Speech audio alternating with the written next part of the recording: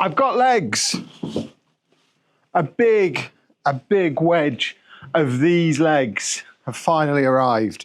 This is what I've been waiting for. These were ordered at the same time as the tables, the same time as the wood. They've come all the way from China because that was the cheapest way to get them. We've got 20 of them here. I do have a few more at home because I had another pack that I used for the winter village that I've forgotten to bring in with me. But the idea of these legs is they're going to be attached to the underside of the 3 thicker panels at the back to give us a raised platform all along the back of the Lego City. And I do read the comments, and I have seen some of you say, Kev, why are you raising the full depth of the platform at the back? Why don't you just raise enough for 2 base plates so you can do it similar to the first Lego City you did, where you have a row of buildings, a road, then drop down, row of buildings, a road. 2 reasons for that. Reason 1, I don't want it to just look like modulars in a row. I was doing modulars in a row on a shelf. I want this to actually have some shape and some character and not just be rows of modulars. It might initially look like rows of modulars, but that's not where I'm looking to end up. So I want to get the infrastructure in now to give us the rows of modulars. And the other reason is it doesn't let me do everything that I want to do with trains by having it set up like that, because that's basically restricting me to just trains going in a straight line and being embedded into the roads. By having the raised platform 4 base plates deep, I can still have a tram running all the way along the width of it if I want to, and I probably will, but underneath it, I can then have trains that go to all of the 3 little lower islands, as I'm calling them, and on these little gaps here, we can have little viewing platforms where we see it go by, and I plan on building like little London Underground style platforms and stations in there so you can actually see it go past, and then it'll pop out into the downtown of the city, which is going to be down here.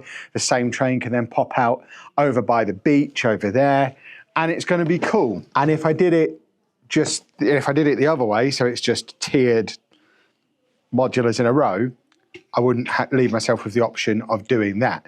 One thing I might do at some point is add a 3rd tier. I mentioned this in the last video.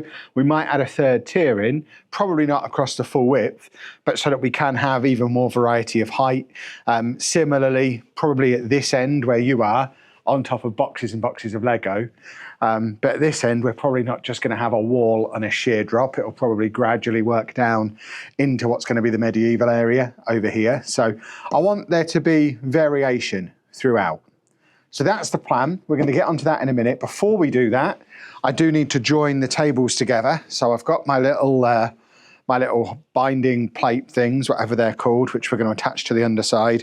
I am also then going to tape all the joins on all of the tables as well, and just try and make it so that none of the tabletops move individually, although I have carefully measured them so that theoretically they can be self-sufficient sections. So like each piece of wood should have only complete base plates on it. If I've measured this correctly, we shouldn't have base plates overlapping across any of the joins, because that was a bit of a problem that I had in the original Lego City, in the Shelf City. When you have base plates going over joins, you can never get them perfectly, completely level, and it just causes a kerfuffle. So even though it won't be a disaster if this board moves, because it will just be the stuff that's on this board that will move with it, obviously we don't really want it to. We want everything to stay together the way it's supposed to stay together. So we're going to use the little binding, what are they called? Mending plates. We're going to use the little mending plates.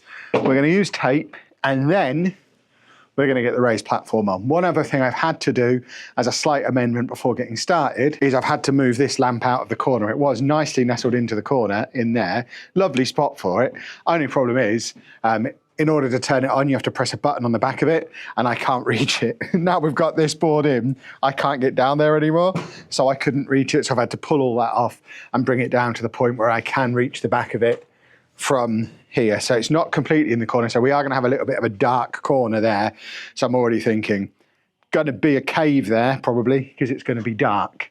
The boxes are stuff that I've got in here. This is all of the stuff that was in the other storage unit. So we've got a bunch of loose Lego that needs sorting, some manuals that I'm probably just going to throw away. It's not many manuals. I think this is I can see there's a Mills plate in there. I think this is bits from the old city that didn't make it across to the new one. So there might be some train plates. There might be some of the beach in there. I think the Animal Crossing stuff is in there. And then those two are the Winter Village. So they're just going to get put underneath, in storage, underneath the tables, and they'll come out again later in the year when we need those. So lots to do, and I'm doing it on my own today. I'm matless, so it's just me. I've already managed to hurt my back the other day, so I don't know how far into this I'm going to get before my back just completely gives up on me, especially moving big heavy pieces of wood around and lifting heavy things. So we might not get the full job done today.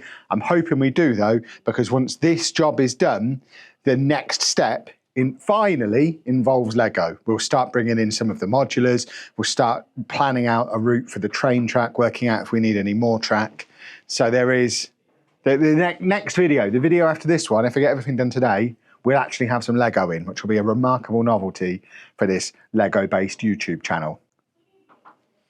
Start moving things around. Welcome to the first bit of botching this job because Matt's not here to supervise. These screws that came with the mending plates are slightly longer than the thickness of the wood that I've got. So I had two options. One, come all the way through, which is going to inevitably lead to me cutting myself, although obviously once we've got the plates on there, it won't actually be a big deal. But I've put them back in for now. So at the moment, the plate is in, but it's a little bit loose. I mean, it does hold the board sort of in place, but not completely in place. So we're going to add some tape as well. And then my theory is once we've got base plates on, I can drill them in the rest of the way, and I'm not going to catch myself on them, so there's going to be base plates on top. Almost certainly going to end up bleeding at some point, either now or when, at some point in the future, I pack this city down again. But for now, we've got the first one of them in, and it was remarkably not disastrous. Actually, lying down on this floor to do it really was quite therapeutic for the old back. So that was a good thing. You know what, boys and girls, Matt mocked me when I said I was going to tape this, but actually that tape seems to hold really well. There's no movement there at all now. So we are still going to use the mending plates as well, but definitely going to be taping every seam. And I've pulled this table back out now to the edge of the mending plate, and it all seems much more secure and solid, even having done just that one join. So I now need to do that to all the other joins, and then we can get the raised platform on. Now some of you are going to be like, Kev, where's the time lapse for you doing this? Almost this entire job involves me lying under the tables. You can't see me. Here you go. Let's pretend this is the time lapse. I'm under the table. I'm drilling. You can't see me. Yeah, just putting a screw in, and oh, there goes another screw. Yeah, it's all coming along nicely. Do you need that time lapse in your life? I don't think you do. I think we can live without that time lapse. Right, that's all this layer of boards sealed into position. So now, the raised platform. Which means despite sassy past Kev's protests, you're going to get a time lapse and a voiceover anyway, as this one you could actually see me for, so it did make a little bit more sense to do. As you can see, it is just a case of whizzing those legs into each of the corners and then putting a couple of extra ones in the middle just to give us a little bit of extra support. A little bit precarious when I was turning it over because I was worried about snapping the legs off, but ultimately this was a pretty easy job, and I officially now consider myself a fully qualified DIY expert. I even taped these bits together as well. Look at me go. And there we go. We have a raised platform, and I think we now have a Lego city. We now have a room that's ready for a Lego city. It's not quite a Lego city yet, but it's looking good. We've got that raised platform all the way across the width there. This is what I was explaining earlier. We've got room to stick another one on. Maybe, I mean, probably not on this one, because I think this is where our amusement park's going to go. So that wants to all be on one level. But maybe on this middle bit where it's going to be majority modular buildings, we could maybe have a third level on there, and then maybe take it down to the other end, or maybe stop it part way. And then this area here, I think we have like mountain, cliff, slope leading down to this whole area being our medieval castle area, and just kind of have that separation that comes from having a mountain range or a cliff or something like that in the way. So we'll probably not run the trains up this end, probably block it off along here, have our mounting go all the way along. But in this area, the vast majority of the gap where the raised platform is will be covered by retaining wall. But this is what I was explaining earlier.